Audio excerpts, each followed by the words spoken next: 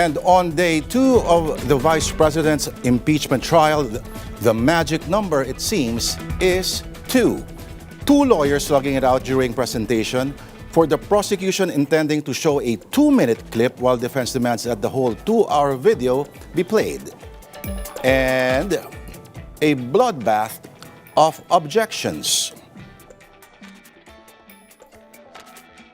The Vice President walks into the Senate but stays out of court, declaring she will be, quote, bloodied but unbowed in what she calls an impeachment bloodbath.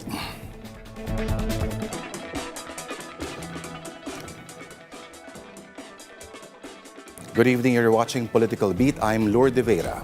Day 2 of the impeachment trial of Vice President Sara Duterte ended with the court adjourning at 6:24 p.m. after more than 4 hours of proceedings.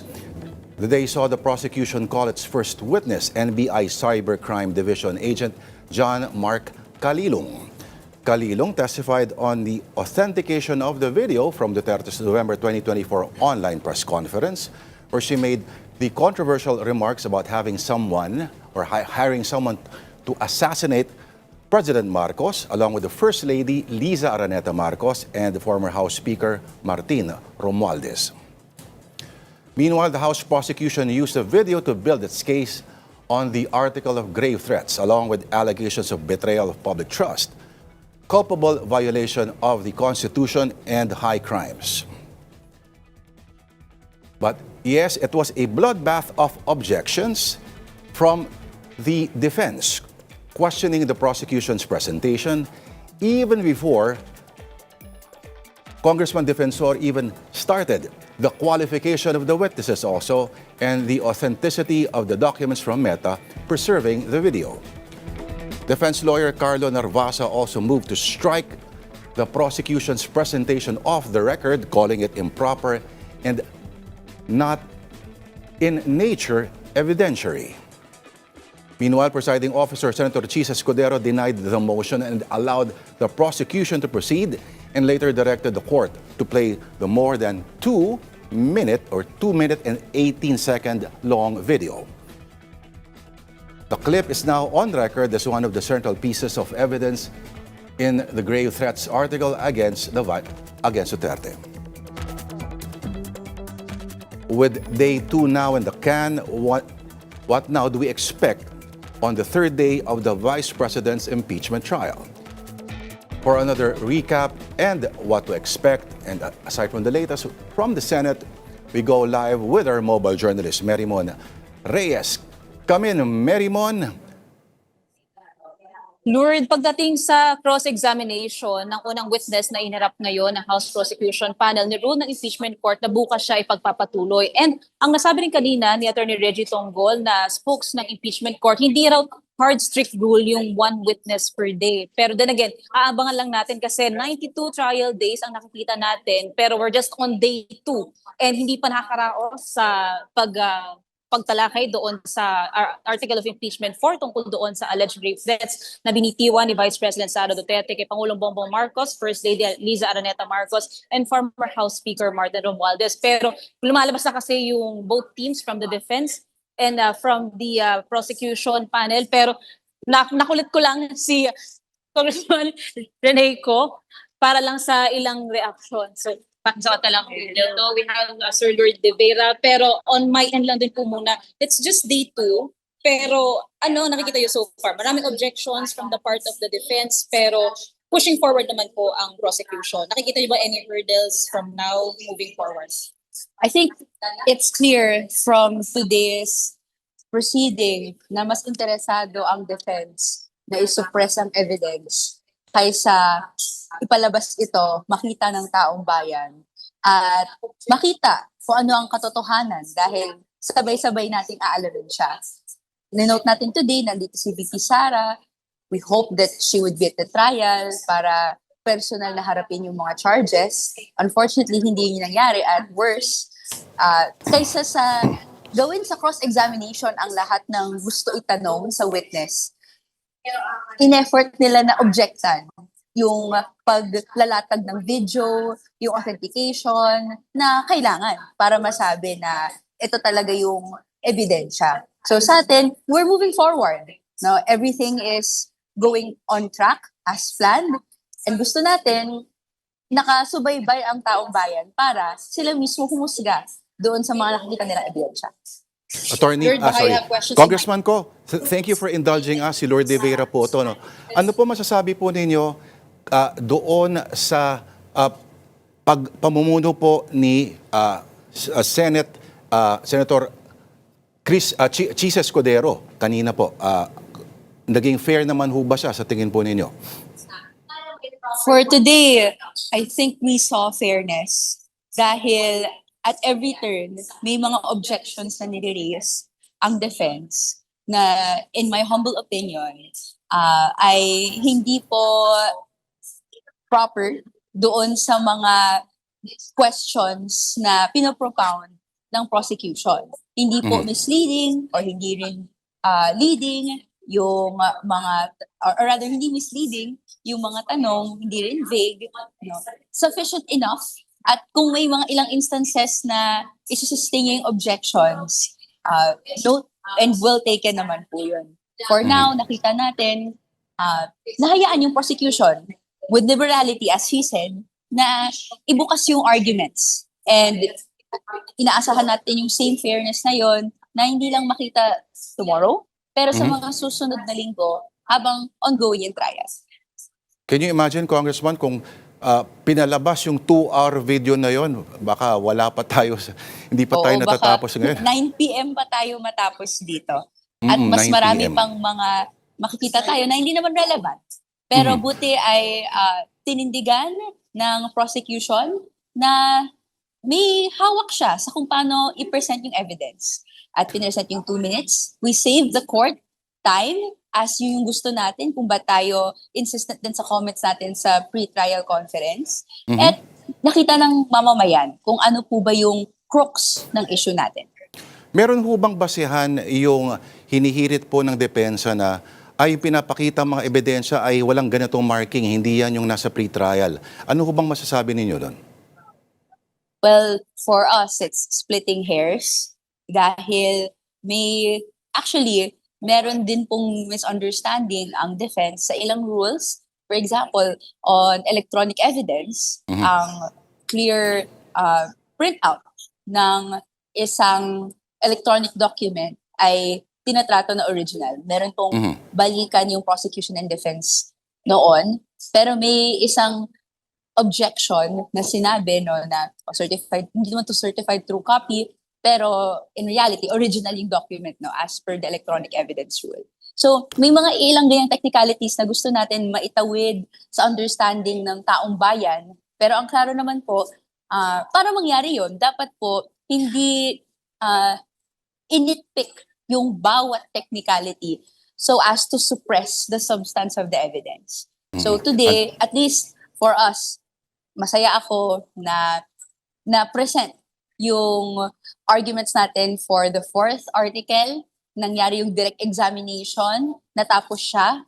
So naghanda din tayo and we're looking forward sa cross, redirect and recross na mangyayari bukas. Hindi pa nga nagsisimula si Congressman Defensor sa kanyang narration eh. May objection na agad. Hindi pa Exactly. present. Okay, ano pong asahan po natin kapag nag-testify I understand pangalawang witness dapat for today, tama po ba si Attorney Jeremy Lotok ng NBI pa rin? Yes po. Sinabi natin na may 1 witness per day rule, pero hindi natin masasabi kung gaano kahaba yung cross-examination, redirect and recross tomorrow. Pero nonetheless, handa naman po yung witnesses na sumalang kung kailangan bukas. Opo. Yung tinanong po ni Senator Ontiveros kanina po na sinabi na yung direktahan po niyang tinanong na kung ito nga ba ay ang lahat ng mga ito ay hindi sapat o sapat na ba upang makasuhan or parang may point out na ito ba'y impeachable, no? May mga tumutol po dito pero sa pananaw po ninyo, ito na ho ba yung tinutumbok niya talaga ninyo? sa Article 4? Sa Article 4, ito po yung gusto nating maipakita. No? Hindi lang po yung video sa press conference, pero sa bawat interview, bawat opportunity na kaya pong bawiin ni VP Sara yung mga salita na yun, hindi naman po niya ginawa. She doubled down, as they said. Opo. She stood Okay. firm na for her, she is yung highest official of the land. Siya nga raw, hanggang top 2 nga lang daw, hindi top 1. And may several times in-express yung desire na bawiin yung buhay, no? Or sagkaan yung right to life ng presidente. So ang sa atin naman, kahit sino man yan, gusto nating wala ng kultura ng karahasan, culture of impunity, na okay lang na sabihin na papatayin ko yung kung sino man, kaaway ko, o kaya hindi ko kasundo sa pananaw. Pero more than that, ano bang respect for the Constitution, respect for the rule of law, respect for the processes, ang ina-exhibit ni VP Sara kung mismong nasa constitutional order natin, ito yung mga positions of authority. At may directly siyang pagsabi no, na hindi niya nire-respeto yun. Marami pong mga sangasangang arguments to na paano nare-respeto yung right to life, which is a fundamental right no, enshrined in our Constitution, down to yung mga processes and institutions and orders in our society, paano po ba na nare-respeto yun ni VP. So, inaasahan natin na beyond today ay meron pang mga statements na gagawin, arguments na ipopropound yung both parties. So, I hope that yung mamamayan, kabataan in particular, na look at these authorities as examples. We look forward to these processes of accountability at matapos natin to hanggang dulo. Opo. Kanina po, binanggit po no, ng isa sa mga prosecutors, Counsel for the Prosecutors na si Lorna Capunan, na you intend to call in the Vice President herself as witness. Napag-usapan na ho ba kung may particular na pong petsa o kung kailan ma-approximate mangyayari po yung imbitasyon sa kanya? Hindi po tayo informed sa anong stage na yung ganong strategy, kung meron man. Pero ayaw rin po natin pangunahan yung House Prosecution Panel sa kanilang gawain. But nonetheless, may ganon nga pong manifestation. Who best to authenticate, certify, or even explain the statements uttered by the VP than the VP herself? So, may expectation tayo magiging hostile witness siya. Risk din yun. But nonetheless, pinag-aaralan din natin kung paano mapagsisilbi sa arguments, sa articles of the impeachment, yung pag-summon sa kanya as a witness. Dahil at the end of the day, ang gusto natin, marinig din naman ng taong bayan yung katotohanan, yung pagpapaliwanag kay VP. So I hope that even if hindi siya matawag as a hostile witness, she takes the opportunity to attend the trial and even to meaningfully participate in them. Oo, kasi naalala ko noon, nung nasa Kongreso siya, hindi na siya pwede magtanong, at least siya sa Senado, sa seryosong trial lang, kung kayo ba'y kamag-anak ni Zaldico. Sorry, yes, unfortunate nga po yun. No? Opo. Actually, one can say out of order yung question na yun dahil ang subject matter na pinag-uusapan namin ay yung budget ng Office of the Vice President. At hindi po business yung family relations po. Now, again, wala po tayong family relations kay former Representative Zaldico. But nonetheless, whether here or there, meron pong history si VP Sara of evasion, of direct answers. And sana ngayong impeachment trial na ngayong nakasalang na no, yung paghawak niya ng posisyon ng kapangyarihan. At syempre yung pananagutan na dapat maibigay natin sa mamamayan. Harapin po niya ng seryoso, ng sincero, yung mga tanong ng taong bayan. Alright.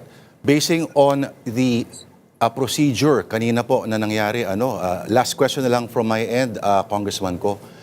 Kung gandun karami ang mga objections, mga nitpicking po about technicalities, on a scale of 1 to 100, how many drinks do you think yung mga susunod dito ang kinakailangan para ma-survive natin lahat po ito?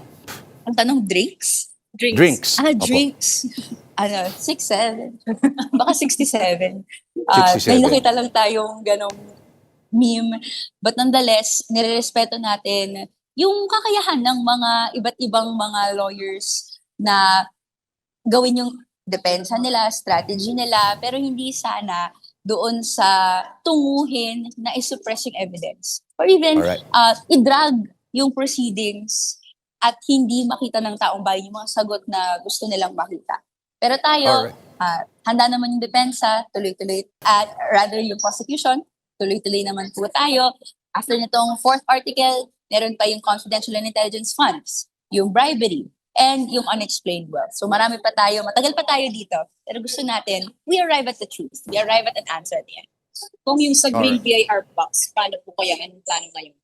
Well, yun nga po, hindi natin na-receive yung update na pagkatapos ng ruling na according to the presiding officer, ibabalik po sa BIR at maghihintay kung may directive o may instruction from the BIR or otherwise na from the parties na ibalik sa Senado and they take custody of the box. Pero may concession naman yung both parties na gagamitin at maaaring buksan yung box according to the prevailing rules and laws para po tignan yung laman nito at makaambag doon sa ebidensya ng kanilang mga argumento. So, it's not the end yet. Hindi naman po binalik na yan at hindi na to masasamon muli. Pero hinintay lang natin yung procedure para maayos po natin siyang Alright. Maraming salamat. Mary Mon, pa-thank you na lang kay Congressman Reneco. Thank you for your time, Congressman. Salamat po sa uulitin. Salamat po. Alright. Thank you very much po. Thank you very Ayan. much po. Thank you po. Buti pumayag magpa. Teka, babalik tayo kay Mary Mon Reyes.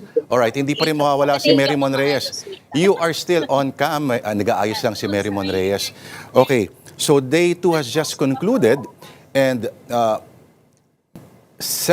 many reactions from several sides. Of course, we want to ask Mary Mon Reyes if, let's say, the questions from several senators from the floor were reflective of their, whether their interventions can tell us something about their biases, or about where this trial is headed in terms of outcome, in terms of tone. And it is just day 2, and it has been a long day. And what happens to Mary Mon Reyes now? Are we going back to Mary Mon Reyes? Anyway, okay, recap muna. So with day 2 now finished, it started at exact 2 in the afternoon with Congressman Lawrence Defensor from Iloilo starting the presentation of the narrative with the Article 4. But even before Congressman Defensor managed to finish his first sentence, there was an immediate objection from the side of the defense.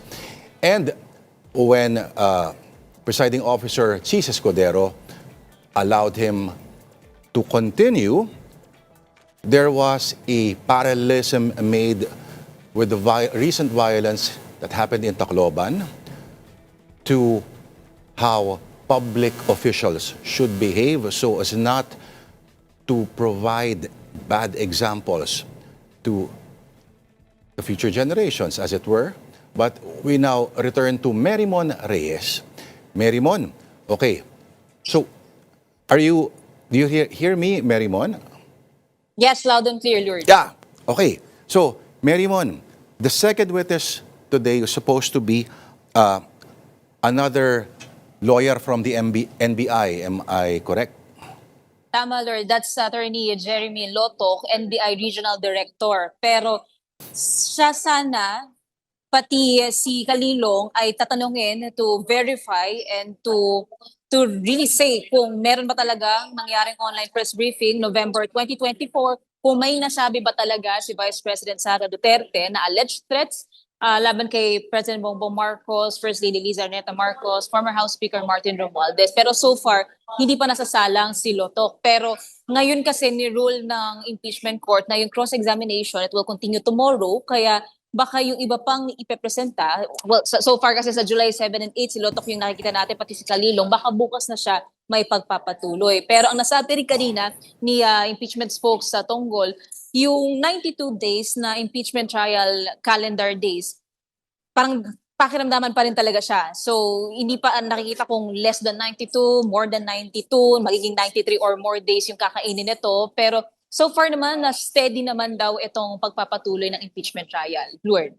Ang mangyayari ba, Mary Mon, ang itatanong kay Attorney Lotok would be the same questions na tinanong kanina dito kay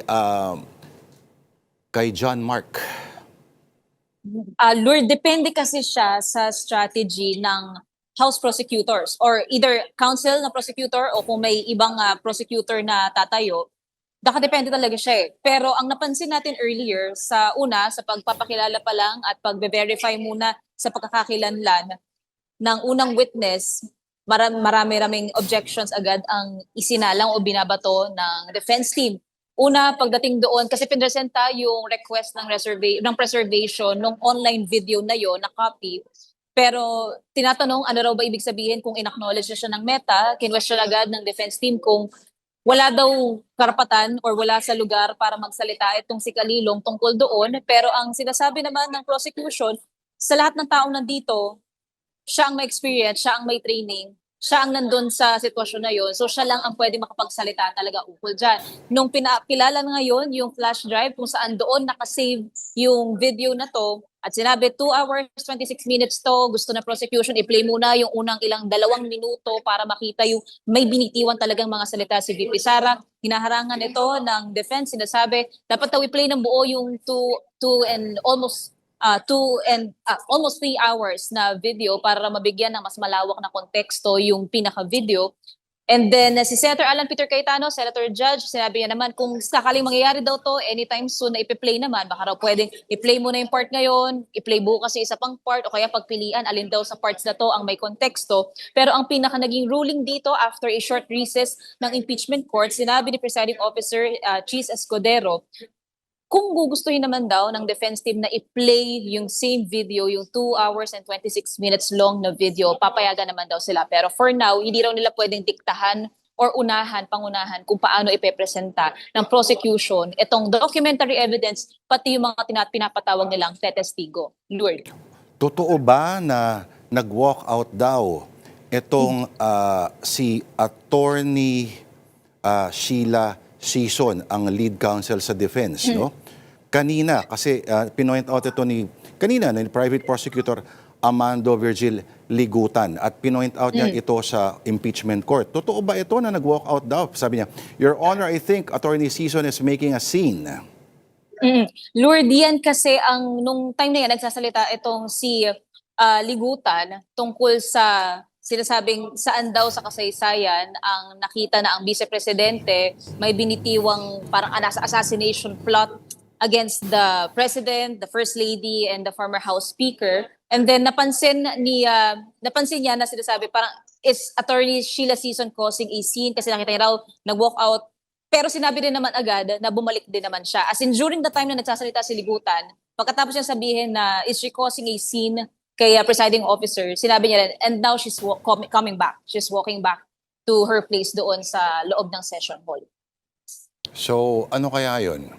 Totoong may intent to walk out in protest o may tawag lang ng kalikasan na nangyari, kumbaga, Mary Mon? Yung number of seconds kasi from sa napansin ni niligutan na umalis si Attorney Sison at yung segundong sinabi niya bumabalik, sobrang ikli lang. So, we're yet to confirm kung may pake ba talaga siyang lumabas ng session hall during that time or baka may kinuha lang. Kasi nung time na yun, nakaharap din yung camera dito, hindi kay Attorney Sheila, kaya hindi din natin hagilap. Pero so far, wala pang nagiging komento from the part of the defense. Lord. So, aasahan natin bukas. Kanina kasi nagka-attempt on the side of the defense na i-exclude itong si Agent Calilong for being not previously attached to the Sabalia and Cabrera complaints, no? At hindi raw included sa articles of impeachment transmitted to the court.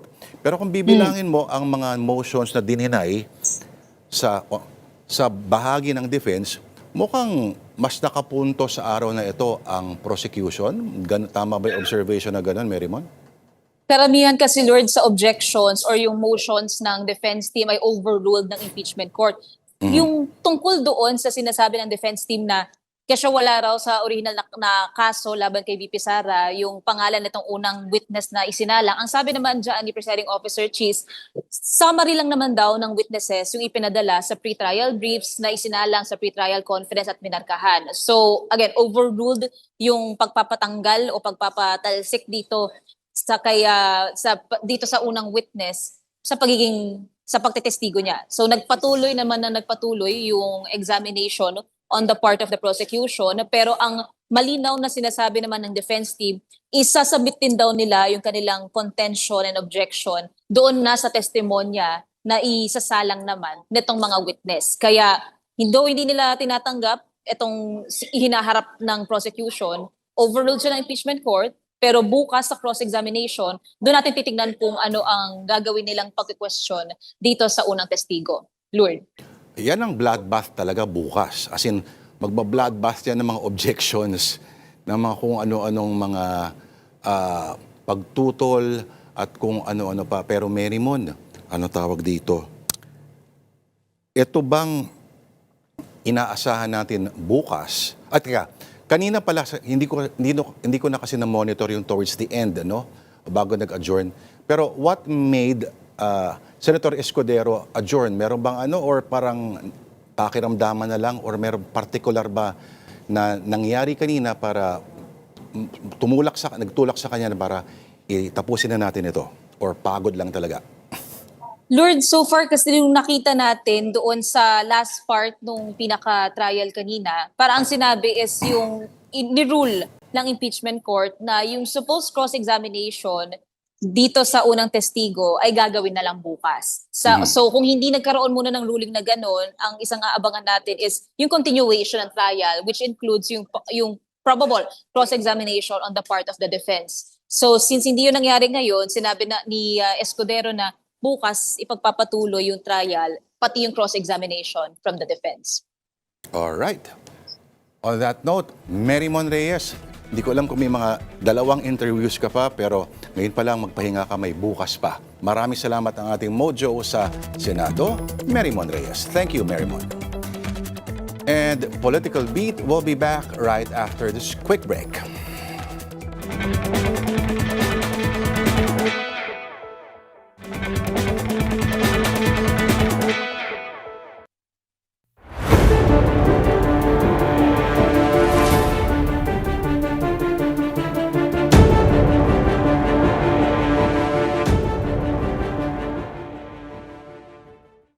And before the start of the impeachment proceedings of Day 2, the Vice President arrived at the Senate to meet with her defense team. And from that side, the details we get from our mobile journalist, Arles de los Santos. Arles, okay, exactly gaano katagal nagstay ang Vice Presidente sa Senado at nandun ba siya para naabutan niya ba yung simula ng trial kanina? Lord, hindi umabot sa pagsisimula ng ikalawang araw ng impeachment si Vice President Sara Duterte dito mismo sa Senado. Sa ating tansya ay kulang-kulang 1 oras, no? Parang nasa 40 to 50 minutes lamang yung kanyang itinagal dito at agad din na umalis ng paligid ng Senado or sa loob mismo ng Senado ilang minuto bago magsimula ang impeachment trial. No? Alam mo Lord, kung tatanungin natin kung gaano nagstay si Vice President Sara Duterte, parang maganda rin tanungin kung gaano siya kahaba or katagal nagbigay ng panayam sa media. Sa ating tansya ay humigit kumulang 5 minuto. At ayan nga, 1 linya lamang yung kanyang binanggit. Ayan yung sinabi niya na in this bloodbath and bludgeoning, I will be blooded but unbound. Maraming salamat. Ayan ang kanyang naging linya at nung subukan nga natin na makahingi ng ibang panayam at makapagtanong sa kanya ay hindi tayo napagbigyan at tila tumuro sa kanyang counsel na umunoy pigil o nagsabi nga na na hindi siya pwede tumanggap ng mga katanungan. Lord. At may tinuturo siya. Siya kasi ayaw niya pa Pero ganun lang kabilis talaga. At meron bang kahit papanong nailabas sa impormasyon kung ano ang napag-usapan nila? Lord, sa press conference ng defense team, pagkatapos mismo ng second day ng impeachment trial ay nag-press con si Attorney Powa, ang spokesperson ng defense team, no? Pero ayon sa kanya ay hindi nila pwede itong i-disclose dahil sa client and attorney privilege, no? So sila lang ang makakaalam niya, no? Pero ang explanation naman sa atin kanina ay patungkol yan, no, sa kanilang pagtugon dito sa impeachment trial. At tinanong din natin, Lord, no, kasi kung bakit nga ba dito sa Senado ginawa pa itong pagpupulong sa pagitan Oo ng nga. bise at niyang kanyang mga abogado. Ayon kay Attorney Powa ay ito daw kasi, no, yung nakasanayan na ng bise. Kung ano daw yung convenient para sa mga kanyang kapulong o doon sa mga kanyang nakaka-schedule, no, siya daw talaga yung from time to time ay nag-a-adjust, no. And for this moment, ito daw yung convenient sa kanyang lead counsels, no. At kabukod dyan kasi parang, Lord, mga pasado or pagpatak ng alas 12 na dito na si VP Sara. So ibig sabihin, ilang oras na lang, 1.5 hour kanina bago mag-start yung impeachment, kaya kung lalabas tila malabo, no, or hindi nga convenient para sa kanyang defense team. At hindi din naman dumiretso na humarap si VP Sara dahil meron daw itong prior engagement na hindi rin sinabi kung ano yan, no, nung tinanong natin kung ano ba itong event na ito at kinailangan na unahin or piliin ito ni VP Sara kumpara sa kanyang impeachment trial. Pero gate ng defense team ay haharap ang bise sa tamang panahon. Noong ang huling dalaw niya dyan, Mary Mon, ay, kung hindi ako nagkakamali, nung 2025, during the plenary deliberations of the budget for the office of the Vice President. At doon, nakipag-usap siya sa kanyang mga, let's say, mga kaalyado, no? So dito ba kanina mga members lang ng legal defense team, or may nakipagkita rin, kinausap din siya ng mga miyembro ng minority? Wala tayong nakitang interruption, Lord, sa pagitan ng Vice President at ng mga Senator Judges na, no? Hindi na lang basta mga Senador at kaalyado, kundi Senator Judges na. Nang tinanong natin ang Senate Sergeant at Arms kung may chance ba na humarap ito or makipagkita ang bise sa mga Senator Judges, no? Ang natura nito ay parang umiiwas daw ang mga ito, no? Dahil nga convened na ang impeachment court and posible na magkaroon ng problema, and syempre yung tinatawag natin, no, na prejudice at yung syempre posibleng maging bias at iba pang teknikalidad kapag nakipag-ugnayan ng isang senator judge sa vice president, no. Kaya wala tayong nakita na ganyan interaksyon sa pagitan ni Duterte at ng kanyang mga kaalyado o ang minorya ng Senado. Ang bahagi ng strategy ng defense ay as much as possible mag-object at as humanly possible sa bawat tinatanong ng prosecution doon sa kanilang witness, may objection agad. So kung may cross-examination bukas, kung matutuloy kung magkakaroon pa ng oras para sa cross-examination, asahan ba natin na mas marami pa siguro yung mga mangyayari natin o makikita natin mga taktika para ma-delay ang pag-usad ditong nang to? Lord, according kay Attorney Powa, no, ay bahagi naman daw ng litigation process yung pag-object. At hindi lang naman yan nangyayari at least dito sa impeachment trial ni Vice President Sara Duterte, no. Yun nga lang, meron kasi silang pagkakataon, no, na mag-cross-examine kapag for example, tomorrow, kapag nagpatuloy na nga yung pangatlong araw ng impeachment, no. And then sa kanilang taktika naman, napakatikom at limitado at maingat sumagot ni Attorney Powa, no. Ayaw daw nila na ilabas, no, or parang i-telegraph per se yung kanila magiging taktika dito sa impeachment trial ni Vice President Sara Duterte. Okay, Arles, tawag dito? Totoo ba na nag-walk out daw yung lead defense counsel kanina? Kasi pinoint out ni Attorney Ligot. Sorry Lord. Totoo ba? Kasi may ulat po na pinoint out daw habang nagpapaliwanag si attorney kanina, no, sa prosecutor, si Attorney Ligot, na nag-walk out daw itong lead prosecutor, Ligutan pala, na si Attorney Sheila Sison. Totoo ba? Na-walk out daw talaga yon at bumalik lamang agad? Bumalik din naman daw agad, Lord, no? Hindi naman kinumpirma kung walkout nga ba talaga ito at yung tinatawag nga na tila gumagawa raw ng eksena, no? Mhm. Ni POA bumalik at nandun naman nagpatuloy naman yung trial, no? Talagang limitado at ingat na sumagot ito si POA. Okay.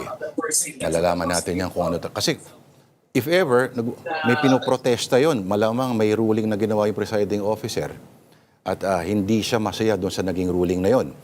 Okay, pero ano ang maaasahan natin mula sa defense team bukas, if it's that even possible to ask? Mhm. Sa ngayon, Lord, ay kanila pa rin daw igagalang yung proseso ng impeachment, no, at yung kanilang karapatan na mag-object or yung kanilang other legal ways, no, para nga dito sa pagpapatuloy ng impeachment trial ni Vice President Sara Duterte. Aabangan pa natin kung ano yung kanilang magiging hakbang, no, at syempre kung kabukod dyan sa kanilang mga hakbang, kung magiging regular nga rin ba yung pagmi-meeting sa pagitan ni Vice President Sara Duterte at yung mga kanyang abogado dito mismo sa Senado. Mhm. Ano kaya yun? Parang for moral support lamang, ano? Or parang nag-cheerlead siya sa kanyang defense team? Pero statement din yun kasi nagpakita siya doon at sa panahon ngayon, pwede namang i-zoom yun, kumbaga, di ba? Pero alam mo na may pakay yung physical na pagpapakita doon, Arles.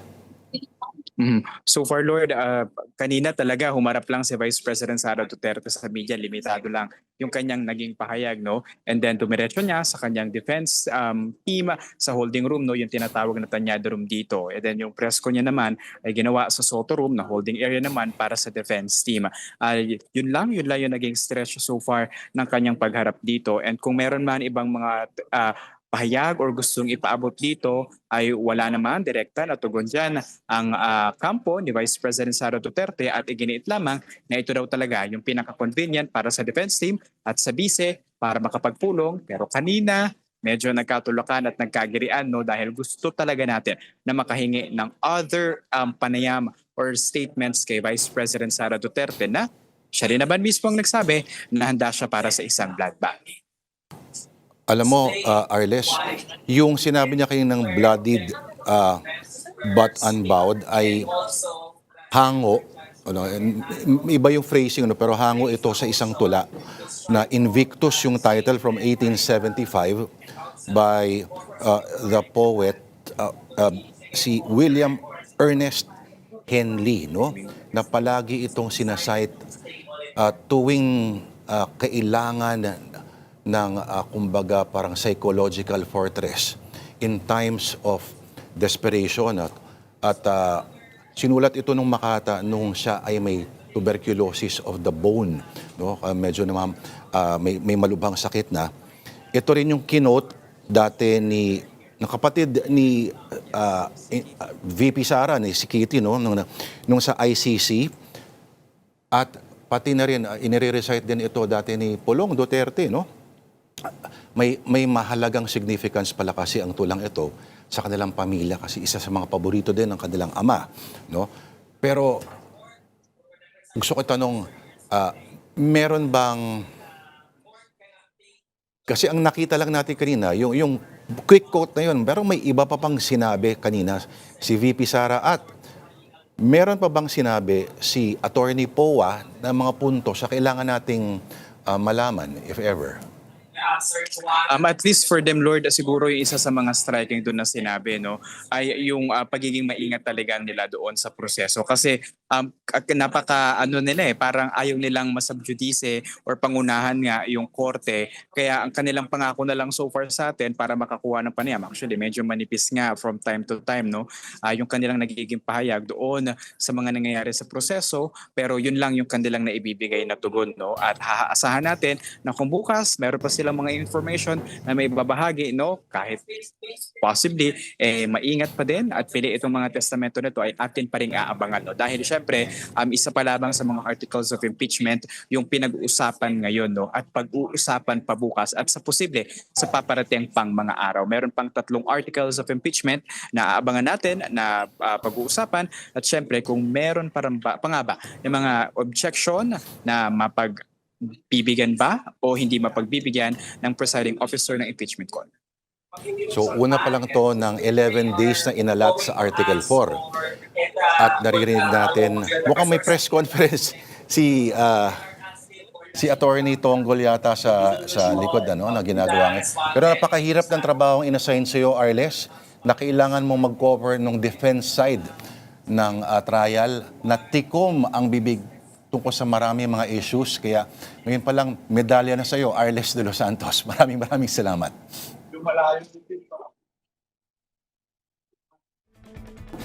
Alright. Arles de los Santos, one of our mojos or mobile journalists in the Senate. In Political Beat, will be back right after this quick break.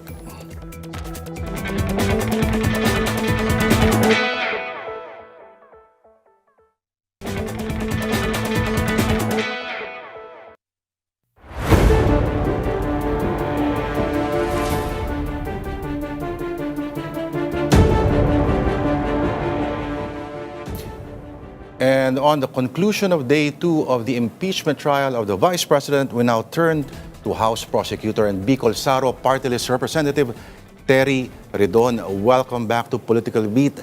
Congressman, magandang gabi po, sir. Ay, magandang gabi. Maraming salamat sa pag-imbita. Salamat po sa oras. Alam ko po, mahaba yung araw kanina. Pero what is your overall assessment of the second day of the trial? At kung mamarkahan po natin ang performance po ni Attorney Ligutan, ano pong ranggo bibigay po natin o grado po?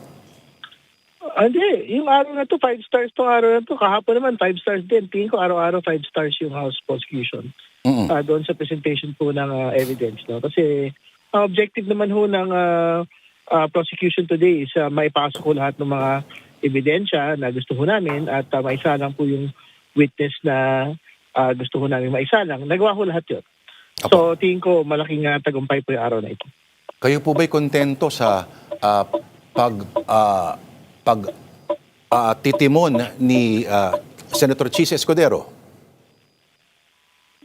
Oo naman. Ang totoo naman, very fair po si Presiding Officer Senator Chis Escudero. No? Doon sa kabuuan po nung takbo mula kahapon hanggang ngayon. No? So, ang expectation namin, ganyan din po yung magiging gawin niya doon sa mga susunod pong mga araw. Irrespective of whether it's a prosecution or defense presentation. Pwede po yung i-clarify kung ning nangyari kanina na si Counsel Ligutan kanina, nag-walk out daw yung lead counsel ng defense at one point. Ano ba talaga nangyari, Congressman Terry? Hindi ko naman alam. Alam mo, ano yan, no? Hindi ko yan napansin. Wala akong information, no? Kung meron bang ganyang naging insidente. Ang mahalaga naman po sa publiko ay kung ano po yung natunghayan natin in open court, no? So, kung ano man ho yung nakita ko natin doon, yun po yung very material sa atin po mga kababayan, yung pong pag-play ng pong video ng threats. Opo. Okay. Regarding the video, Kong Terry, ito ho, baka pwede nyo kaming tulungan sa marami po tayong mga kapatid. Of course, no, gaya ko po na wala naman pong legal training, pero nagtataka po sila, bakit kailangan pa na markahan, kailangan pa sabihin ng ebidensya na nakapag-train yung nagmarka ng ebidensya, hindi ho ba alabawa, yung video nung Nobyembre 2020, lahat ho yata buong mundo, nakanood naman ho nung video na yon, narinig ng lahat, nasa headline pa ho ng mga dyaryo. Bakit kailangan pa ho ng patunayan na authentic yung printout, authentic na sinabi ito ng gantong NBI investigator, etc., etc. Hindi ho ba parang kumbaga tanggapin ang lahat kasi parang nasa banner na ng mga dyaryo yun at historic record na sila. At that, Kong Terry, pero bakit kailangan ng ganong procedures pa po? Well, siyempre, dati naman wala naman hong paglilitis, wala pa naman hong impeachment trial. So, sa mga paglilitis, kahit ano pa criminal man yan, civil, meron ho talagang proseso ng paglalatag na ebidensya. No? So, lalo tikit ang penalty po dito sa impeachment proceedings ay pagkakatanggal at perpetual disqualification from holding public office. Mahalaga po talaga na mailatag po na maayos at nakabatay sa katotohanan yung pong mga sirkumstansya ng pong mabinatawang salita ng ating pong pangalawang Pangulo, even if talagang nasaksihan po ito at tama kayo, nakita ko ng buong bayan at mundo itong pagbabanta po na ito. Mhm. Tapos, yung argument pa ho na hindi naman ito talaga criminal trial at yung standards of evidence na i-enforce ay maari ho bang ganun ho ba o meron ho bang sinet na evidentiary standards, Kong Terry? Wala ano. So, ang pagkakaalam ng lahat ng mga abogado katulad ko, substantial evidence, no, yung pong mahalaga na maipakita. Is there a substantial evidence to show that the respondents actually betrayed the public trust, that there was actually a culpable violation of the Constitution. So, yung mga ganong mga halimbawa. So, basta maipakita po yun na talaga meron pong pag-violate sa mga impeachable offenses po na ito, pasok na po yun. Bakit ho, sa tingin ninyo, sinabi po ng depensa na si Agent Calilong was following a script? Actually, doon kami din nagtaka and I think properly nabanggit ho talaga ng prosecution counsel na dapat i-strike ko yun out of record. Tingin ko wala naman hong pinaguhugutang ebidensya, yung pong kabilang panig, para sabihin po na meron pong script na sinusundan ang amin pong witness. Mhm. Ito pong sinabi po ninyo several weeks back na yung mga armas po, ano, yung mga baril, firearms worth millions na hindi disclose umano sa kanyang salin, ito may maari bong maisama ito doon sa plano ng pagbabanta or purely sa usapin lang talaga ng pag-aari o ari-arian? We are reserving the right, I think, to raise that at this juncture, no? Pero I'm quite certain, dun sa dulo, sa unexplained wealth, pasok ho yun, no? Kasi kasama yun dun sa mga ipapasabtina. Nasa listahan na po ng pre-trial order, yung pong usapin po ng mga baril ng pangalawang Pangulo at ng kanya pong asawa. Okay. So, in due time, may mga taga-PNP po na magkukumpirma o imbitahan, pati mga gun dealers, kasi on record naman sila sa PNP.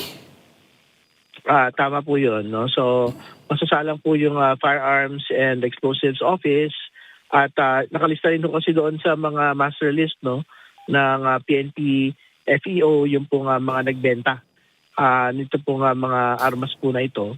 So pwede rin po masabtina ito pong mga nagbebenta po ng mga armas.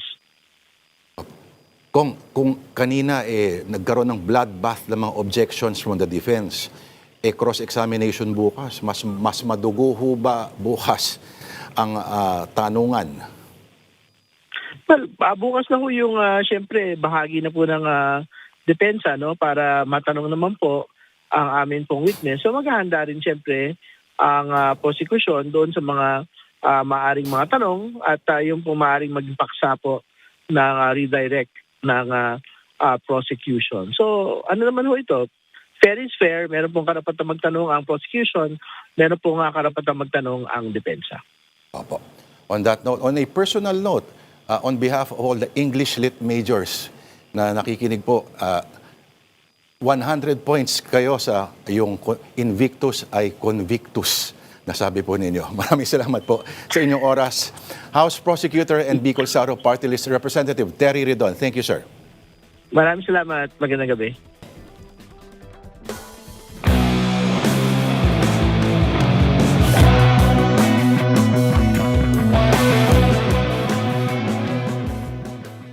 Allow me to direct your attention to the year 1985, the 15th day of August. The setting, the Batasang Pambansa. 55 opposition assemblymen filed an impeachment complaint against Ferdinand Marcos Sr., who was then entering his 20th year in power. Resolution number 644 charged the president with graft and corruption, culpable violation of the Constitution and gross violation of his oath of office, and other high crimes. The first article of the impeachment charge cited the series of investigative reports of the California-based San Jose Mercury News that revealed the dizzyingly expensive prime real estate assets in the U.S. owned by the Marcoses and their associates. The expose was among the first mainstream confirmations of what many could not openly scream under the martial law-controlled press, that the conjugal dictatorship had systematically salted away ill-gotten wealth. The opposition were not naive nor stupid.